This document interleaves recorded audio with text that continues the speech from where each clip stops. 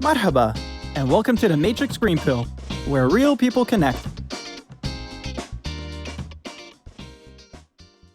Hello and welcome back to the Matrix Green Pill podcast. My name is Hilmarie Hutchison, and today I'm joined again by my lovely co-host, Shireen. Welcome, Shireen. Hi, Hilmarie. Another day, another excellent guest. We are excited to introduce to you Akanksha Menezes Nair, the founder of Tickle Tickle Organic Essentials. As a strong believer in sustainable living, Akanksha decided to use her passion for eco-friendly clothing, along with her experience in sales, to start her own 100% organic clothing brand for infants and toddlers. Wow, I am so excited to be talking to another entrepreneur who has made a radical shift in her life and career to pursue her passion for sustainability and living a life free of chemicals, especially when it comes to clothes we buy for our children. Akanksha, welcome and thank you so much for joining us today. Hi, Anne-Marie. It's a pleasure. It's a complete pleasure to be a part of this. And I'm really glad that we are doing this today. So as a start, can you please introduce yourself and tell our audience about your background and how you ended up here in the UAE? My name is Akanksha, and I founded Tickle Tickle Organic Essential Clothing almost 2 years ago. It's been 14 years that I've been in UAE. I did my MBA here, post which I got my campus placement, and I've been working in the banking industry ever since. I quit 2 years ago to start Tickle Tickle. I have a 5-year-old girl who is my inspiration behind my brand. And well, it's a beautiful journey so far. Wow, that sounds lovely. So let's jump right into your journey as an entrepreneur. Can you tell us about your business and why you decided to start Tickle Tickle? Tickle Tickle is my almost 2-year-old baby, but it was conceived much before when my own little girl was much smaller. Trying to make a gradual shift in what I buy for myself and my little girl, I consciously started looking for brands and clothing that were sustainable, that were made without any harmful chemicals. And what I came across was quite surprising with the limitation of affordable choices, with the limitation of making sustainability as a part of your lifestyle rather than a one-time purchase, and the biases that involved with color. So when it came to girls, there were very limited color choices, and they kind of put them in a bracket. Where it came to boys, they did the same. Well, that kind of made me realize that one, sustainability shouldn't come at a cost where you just treat it as a one-time purchase. It should be more affordable. And secondly, children need comfort. They need comfort clothing. They do not need things that are ruffles or fitting, and they do not colors to define them. And that's where Tickle Tickle was conceived. Amazing. And also, I really have to note that Tickle Tickle is a very interesting name. Is there a backstory to why you chose it? Actually, it was love at first thought. So for me, Tickle Tickle is something which associates you to, it gives you the feeling of pure joy, the unfiltered giggles that you hear from children all the time. It's also one of those things that, as parents, when we first, in those initial days, we want to hear a little bit of chuckle from our child. We tend to, give that little tickle under the foot or a little tickle on the tummy. And it's so much of fun to just watch them transform into those cute little giggles. So Tickle was a name that came from there, and everybody loved it. My family loved it. I loved it. And it was no contest. It was one of those names that was first, it just came to my mind and it stuck. I did not even think twice to launch with that name. Absolutely. It's a very cute name. Well done. It's super adorable, yeah. When I first heard it, I instantly thought, this must be something very cute and somehow related to children. It does kind of fit the brand, so great choice on that. Also, as you mentioned, you had a career in the banking industry for over 10 years. That's right. How was that for you? And was it hard to leave your comfort zone and start your own business? So for me, when I came to Dubai, I of course came here to do my management studies, and I had a campus placement with one of the top reputed banks who hired me as an assistant sales manager. Well, I was in sales profile all throughout, and I worked with 3 banks over my tenure period in the banking industry. It was so good to be out there connecting with people, selling products that I truly believed in, meeting monthly targets, which is one of the cores of actually doing sales, and of course working with teams. But there was a kind of part of me that wanted to do something on my own, and I wasn't really hitting on what I wanted to do. When my daughter was born, and with the whole quest of trying to find something better for her, is where I started to do my little bit of research to begin with. And I did not start Tickle Tickle then itself. It took me a good 8-9 months to actually form Tickle Tickle. One of the main reasons, it's never easy to get out of your comfort zone and start something new and something that is totally different from what you're doing. I never came from a business background. I have nobody in my family who has started a business. So it was very challenging to firstly convince myself that I can do it. So you took a leap of faith. Yes, a big leap of faith with the fact that also, when you're used to working, you're used to that independence that comes with it. You're used to, your monthly salary that comes with it. The structure. Yes, you're used to a certain structure. And to disrupt everything and to venture into a zone which is so new to you, it was a big challenge to me. And I think it's a big challenge to anyone. It was very brave of you to do that, no doubt. Yes. So, and I realized that at some point of time, if I really want to do this, there is never going to be a right time. You're always going to have a job. You're always going to be comfortable in what you do. It could get better. It could get worse. But if you want to do something which is different, you have to take a decision at that particular time. You can't keep postponing and saying maybe later, I can think about it a little later. That later never comes. That was one of the things that I did. I feel like that relates to everything in life. For me, it relates to starting my fitness regime. Every time I'm like, no, later, I'll start tomorrow. I completely agree. And when it comes to fitness, I totally relate to you. So on the same page. Well, I mean, it's incredible that you started. And of course, it is scary. And I'm sure, there were challenges that you faced, but we'll come to that a bit later. I want to talk about your concept with, mainly, how fast fashion is such a popular industry and the sales are clearly not plummeting and it's the big thing right now. But why did you feel the need to move away from that path and choose a completely different approach with Tickle Tickle? I don't think fast fashion is going anywhere. It's always going to be there. These youth sales that you see with it is going to be there. It's going to be there because until you and me want it and go for it, it's going to be there. It only changes when people like us take a step to do something different. And for me, I wanted to start a brand where I am proud of, that I believe I am causing a positive impact towards the environment. I'm not causing more waste. I'm not making it even worse than what it currently is. And it is currently quite bad. There is no shortage of fast fashion brands, and they're doing nothing but contributing to the kind of environment that we're already facing so many challenges. The brand that I wanted to create was something where my child would be proud of me, where she would think that by making changes of 1% positive towards the environment, it's doing something good. I wanted for her to, and her generation, to believe that sustainability has to be part of their lifestyle. It can't be exclusive. So that is where I decided to venture out into organic and organic clothing. So we hear the words organic and sustainable used a lot and almost interchangeably sometimes. What would you say is the difference between sustainable and organic, and why do you think sustainable and organic clothing is so important? What the common perception with most of the people is that skin is not as important as food. So when it comes to organic food, it's quite logical where people choose to buy better, because they're consuming it. They believe that's what is doing good to yourself. But when it comes to skin, you tend to ignore what you wear. You tend to ignore what's on the outside. But that's completely wrong. Our skin absorbs so much from the environment. That's one of the reasons why we take care of our skin in terms of skincare routine. We put the kind of creams we do because it absorbs. So why not clothing? Clothing is made from so much of chemicals, and most of our garments that we wear on a conventional basis is mixed with polyfabric. All these things get absorbed into our body over a period of time, and causes the number of problems that we do come across later on when it comes to skin irritation, skin allergy. And for children, it's even more important because your skin is so sensitive, developing, it's so new. So for them, it is very easy to get rashes, to get skin irritation, to get problems that later on can cause a lot of harmful effects. For me, that is very important today, people to realize and create awareness when it comes to organic clothing.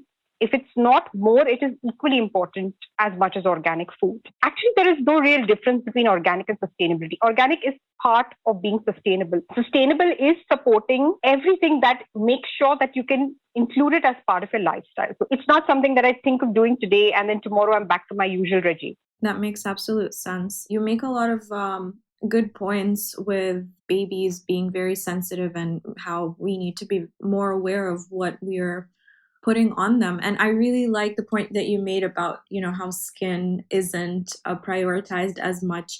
I guess in the sense of skincare, it is, right? Everyone's always talking about skincare, but not about what you're wearing and putting on your skin. So yeah, it is very important. And it is unfortunate that fast fashion has kind of completely changed the public onto their industry. You're always tempted, whenever and especially today with everything being online, it's so easy. It's, you're just watching it there, some ads pop up and you tend to click and you tend to buy. It's that simple. Okay, so you've been talking about organic and sustainable, and I want to know, how long did it take for you to find that perfect blend of materials for your clothes? It took me quite a bit of time, to be honest, because firstly, when it comes to organic, it is important to verify your sources. Today, if you see, there are plenty of brands that claim to be organic. Whether they truly are is something very hard to find out. I made it a point to visit my manufacturers back home in India, visit the factories where my clothing is going to be made, look at certifications to see the authenticity of what they tend to do. It's not just one visit, it's multiple visits to these people, because a lot of them are very, very busy. They don't just work for you, they work for a lot of other brands too. It's very hard to get somebody who gels with you well, because a lot of them do not want to work with startups. They want to work with well-established brands where the processes are set, where people don't tend to ask them too many questions. When it comes to startup, because we are so passionately involved in what we do, we want to know, the last bit of detail when it comes to clothing, the stitch, the buttons that is put on it, everything. So to find that was very hard. I've been blessed to work with manufacturers now who I truly believe in what they do and how they're supporting the people who work with them too. Incredible. And you're right, it's so important to ask these questions when you're starting out, because you don't want to be taken advantage of, and then also it can put your business in a bad position if ever at some point someone finds out something that you weren't even aware about that was happening at your manufacturers. I'm sure that you had some challenges earlier. So would you be able to let us know what were some of the challenges that you faced when setting up your business, apart from finding that perfect material? I don't think challenges would ever end. There is always, at every step, there is going to be challenges. But for a startup, especially for an e-commerce startup, one of the major challenges is licensing. And UAE is quite complicated with the nitty-gritties that are involved with what kind of license you need, whether it's a free zone, whether it's a mainland, what are the associated costs. There are lots of hidden costs that are involved. It took quite some time to find the right license for my business. Secondly, logistics. When you work with most of your factories that are located in another country, shipping and logistics becomes a major challenge, especially in times of COVID, which has been for the past year.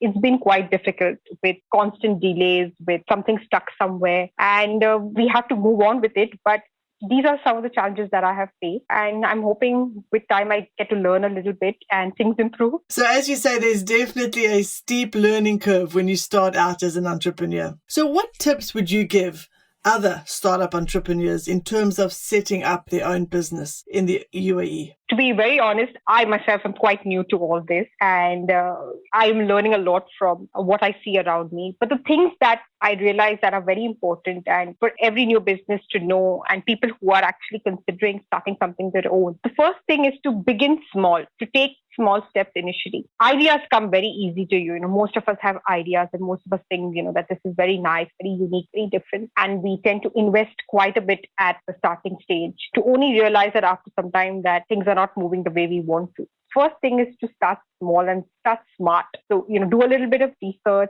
start with understanding, talking to people, so talking to your peer group, talking to your family and friends, and testing waters to see what works. What's the feedback that they are giving you, and whether it's important to implement that kind of feedback. The second thing I realized, and I think every person who wants to start doing something on their own, is to start networking with fellow business owners, especially, the local community. They are so helpful. There is so much you can learn with just listening to them and listening to what they have to say. There are few mistakes that saved me from getting into doing those kind of mistakes because of the kind of advice I got, which was so amazing. They are very, very helpful. Most of the businesses over here have had their own success and failures. They are very, very happy to share with you things that work, things that don't work. So it's important to network, and be a part of business communities over here. It's nice to know that community is so eager to help out other small businesses grow from their own experiences. It is. When you sit on the outside, you feel that, people might not be approachable. Intimidated, yeah. Yes, it's intimidating, and you might feel that they're already way too successful for, to bother talking to you. But it's so not true. It's all about you being the first one to take the step and to open up and to actually discuss what you have in mind. And people are so helpful and willing to listen. And actually, the reason, one of the main motivators for our podcast was to have people like you and entrepreneurs come on and share their stories so that other people could hear their experiences and learn off of their experiences. So for sure, I think it's very important to listen to other people's successes and failures to be able to create your own path with your own business, whatever it might be. Definitely, it makes sense.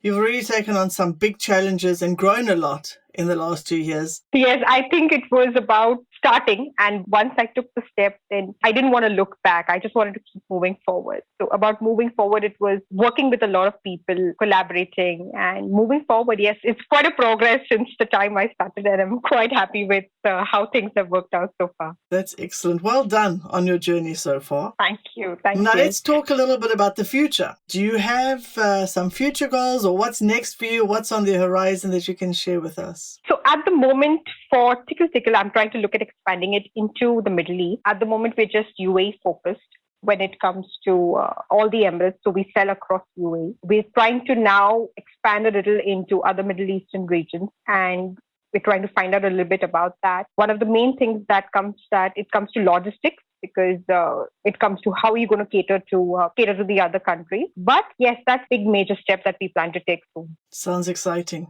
Yeah, it is exciting. Yes. Thank you. Wow. Well, thank you so much for sharing all these super interesting tips. We've actually now come to the segment of our show where we will each ask you a couple of rapid fire questions. It's like a little game show that we like to play. So just first thing that comes to mind, go for it. We don't want you to think too long. Are you ready? All right. Okay, so Akanksha, who would be that one guest that you would like to invite for a dinner cooked by you? My mom. Wow, really? Oh, so sweet. I was thinking you were going to say like a celebrity or something. No, my mom. My mom. I mean, she's an excellent cook, and I barely get occasions to cook anything for her.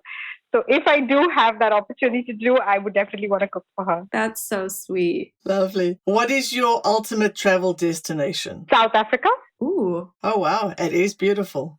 So good choice. It's on my list. Awesome. Okay. If you could go back in time and choose your own name, would you change it? No, I wouldn't change it for anything. I love my name. I love what it means. I love the fact that it was so well thought of. It means desire in Sanskrit. So it's a very, very meaningful name. I love it. Beautiful. Yeah, it's a lovely name. So what is one thing you do every day, no matter how busy you are? The one thing that I do every day is I read a little bit.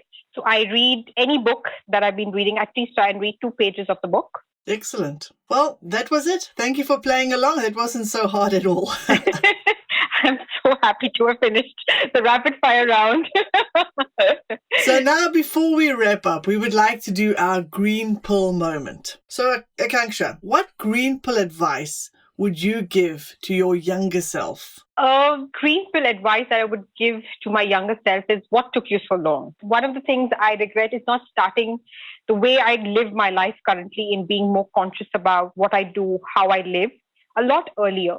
So when you're younger, you're not concerned about things that don't affect you. And that is very wrong. And that is where I felt, I should have started a lot earlier, being much more conscious about what I'm consuming and the way I'm living. I feel like you shouldn't be so hard on yourself. It is tough when you're not aware or not made aware of all these things that are happening. I think we should just, once we do realize, we should do as much as we can. That's true. And you're doing that now. So I think you're doing an excellent job. And Thank you. I'm sure your younger self would be very proud of your journey. It's never too late to start. I'm hoping that. Thank you. Thank you so much for that. And that's also excellent advice for our younger audience. Right. To not hold back, just to get started. not wait. Thank you so much for sharing your fantastic and inspiring story with us today, as well as the excellent tips that you shared with us. I'm so sure our audience will thoroughly enjoy this conversation as much as we have. I'm so glad to be part of this, and thank you both for hosting this and making me feel so comfortable in talking about me and about Tickle Tickle. It was really, really great. Honestly, I'm sure a lot of young entrepreneurs are going to be so inspired by your story and your advice. And just before we say goodbye, could you share your website for Tickle Tickle or your social media handles for where people could find you? Yes, so our website is www.tickle-tickle.net, and our Instagram handle is Real Tickle Tickle. So that's REAL Tickle Tickle. And we'll also be putting this in the show notes as well. Great. Thank you. Thank you again, Akanksha. It was so lovely to have you. We wish you and Tickle Tickle all the very best. Thank you so much. Thank you so much, Hilary. Thank you. Bye. If you enjoy our conversations, please like and subscribe. See you next Wednesday.